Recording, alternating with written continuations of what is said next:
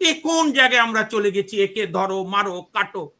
আপনি আজ থেকে 40 বছর পর যে ছেলেমেয়েরা ফজলু ভাইয়ের বাসায় তারেক জিয়াকে নিয়ে স্লোগান দিয়েছে, এইটা পাটোয়ারি ভাই বলুক। আমার বাবার মুখে শুনেছি। কোনো দিন তো আমাদের মুক্তিযুদ্ধের আগের আন্দোলনও তো আইয়ুব খান দিয়ে নিয়ে এরকম স্লোগান কেউ দেয়নি, যা ভাষায় উচ্চারণ করা যায় না। এ কোন বর্বরতায় আমরা? সরকারের অধীনে নিরপেক্ষ নির্বাচন অসম্ভব। উচিত হচ্ছে যে সুপ্রিম কোর্টে রায় দেবে অক্টোবরের 22 তারিখ, নতুন তত্ত্বাবধায়ক সরকার হবে, তারা 3 মাসের মধ্যে লেভেল প্লেইং ফিল করতে পারবে।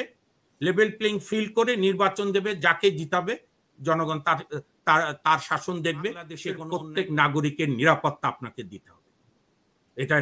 এটা কোনো দয়া না, দান না।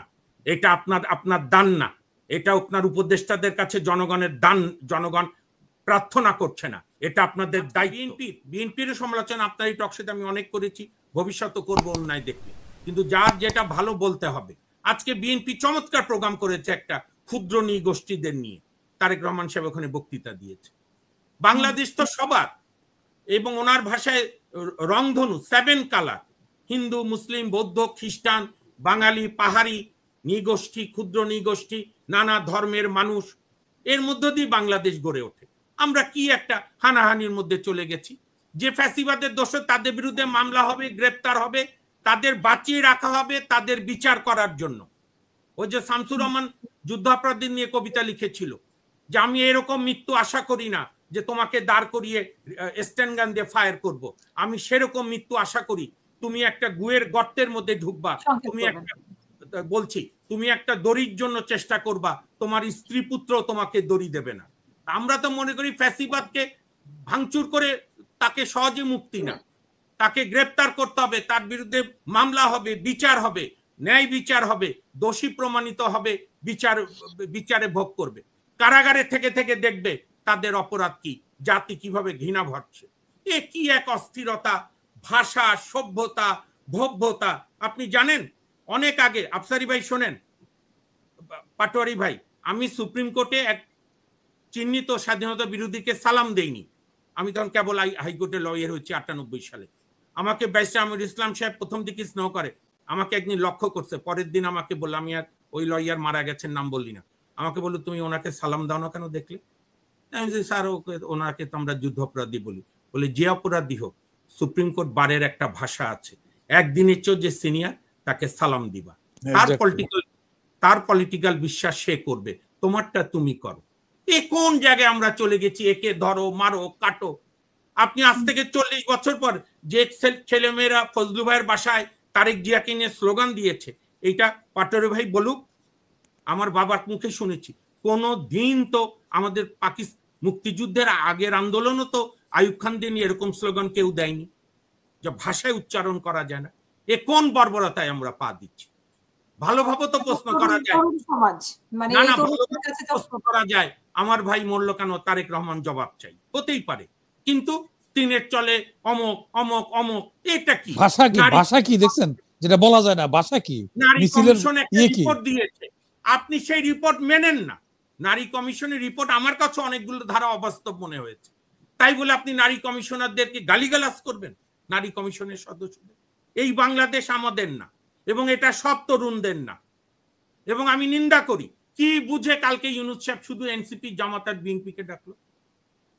মাহমুদুর মান্নারা তো নিবন্ধিত দল, এই গণ অধিকারও তো নিবন্ধিত দল। এখন কোন শক্তি প্রয়োগ হয়েছে যে এনসিপির বড় দল না, ইসলামী আন্দোলন, ইসলামী আন্দোলন না, মাহমুদুর মান্নার পার্টি বড় দল, কমিউনিস্ট পার্টি সবচেয়ে পুরাতন পার্টি, অভিজ্ঞ। একই পেশা, একই দলীয় দৃষ্টিভঙ্গি থেকে ইউনূস সাহেব ডাকছে। না না, মানুষ একদম ব্যতিব্যস্ত। এই সরকারের অধীনে নিরপেক্ষ নির্বাচন অসম্ভব। উচিত হচ্ছে যে সুপ্রিম কোর্টে রায় দেবে অক্টোবরের 22 তারিখ, নতুন তত্ত্বাবধায়ক সরকার হবে, তারা 3 মাসের মধ্যে লেভেল প্লেইং ফিল করতে পারবে। লেভেল প্লেইং ফিল করে নির্বাচন দেবে, যাকে জিতাবে জনগণ তার শাসন দেখবে, সে কোনো অন্যায় করলে প্রতিবাদ করবে। সিম্পল জিনিস। এই সরকারের পক্ষে সম্ভব না। এই সরকারের পক্ষে নিরপেক্ষ নির্বাচন করা সম্ভব না। আগামীকাল মাত্র 3টি পার্টিকে মিটিং এ ডাকার মধ্য দিয়ে ডক্টর মোহাম্মদ ইউনূস চূড়ান্তভাবে তার নিরপেক্ষতা নষ্ট করেছেন। শুভবুদ্ধির উদয় হবে অক্টোবরে, সুপ্রিম কোর্ট থেকে যদি পজিটিভ কেয়ারটেকারের রায় আসে, সেই কেয়ারটেকার গভর্নমেন্টের কাছে গঠন করে মানুষ সম্মানের সঙ্গে আপনাকে আপনার কোথায় কোথায় ঘুরে বেড়ানোর ইচ্ছা ঘুরে বেড়ান, এবং জাতি হতাশ আপনার এই সীমাহীন ব্যর্থতা নিয়ে এবং আপনার উপদেষ্টাদের। এবং বেগম জিয়ার পার্সোনাল সেক্রেটারি যিনি একজন ব্যুরোক্র্যাট, সাত্তার সাহেব বলেছে কিন্তু 6 জন উপদেষ্টার বিরুদ্ধে সুস্পষ্ট দুর্নীতি আছে। বিএনপি নির্বাচন, হ্যাঁ 8 জন, বিএনপি যাতে এই সরকার নির্বাচন দেয় এই জন্য এই সরকারকে এক ধরনের মানে ভালোবেসে অতিরিক্ত আদর দেখায়, বলছে ওইটা ওনার ব্যক্তিগত মন্তব্য। বেগম জিয়ার এপিএস ব্যক্তিগত মন্তব্য দেয় না, দেওয়া উচিত না, তাহলে ওনার বিরুদ্ধে কেস হোক। সুতরাং আমি বলতে চাই, আর যে কেয়ারটেকার গভর্নমেন্টের কাছে ক্ষমতা হস্তান্তর আগে যে 2-2.5 মাস আছেন, বাংলাদেশের প্রত্যেক নাগরিকের নিরাপত্তা আপনাকে দিতে হবে। এটা কোনো দয়া না, দান না, এটা আপনার দান না, এটা আপনার উপদেষ্টাদের কাছে জনগণের দান, জনগণ প্রার্থনা করছে না, এটা আপনাদের দায়িত্ব। তারপরে আপিল বিভাগের রায় অনুযায়ী নতুন কেয়ারটেকার সরকারের কাছে হস্তান্তর করলে তাহলে হয়তো ভবিষ্যতে স্বাভাবিক জীবনযাপন করতে পারবে, না হলে কিন্তু অবস্থা খারাপ। জনগণ কিন্তু সব মনে রাখছে। শোনেন, ওই যে একটা হিন্দিতে কথা, উর্দু শের আছে না, যে আল্লাহ দুনিয়ায় দেরি হয় কিন্তু না হয় না। আর বাংলাদেশের জনগণ, আপনার মনে আছে, বহু লোক মনে করছিল আওয়ামী লীগ 2041 পর্যন্ত থাকবে। কই, মানুষ তো নামে না ভাই, নামে না। আমি শেষ করি 30 সেকেন্ড। 2023-এর 28 অক্টোবর বিএনপির অত বড় জনসমাবেশ ব্যর্থ হওয়ার পর সারা রাজনৈতিক অঙ্গনে হতাশা, না আর হলো না। 7 জানুয়ারি ইলেকশন হওয়ার পর তো সবাই প্রস্তুতি নিল, আবার 28 সাল থেকে আমরা নামবো। এখন একটু দল গুছাই, জেলে যারা আছে তাদের বেল করাই, বউ বাচ্চার খবর নেই, স্বামীর খবর নেই, কিন্তু জনগণ কিন্তু ঠিকই রুখে দাঁড়ালো। কাজে কেউ যেন মনে না করে, এবং যারাও বিভিন্ন ভ্যানগার্ড বলে দাবি করে, দয়া করে তাদের সমাবেশের চিত্রগুলো একটু দেখেন।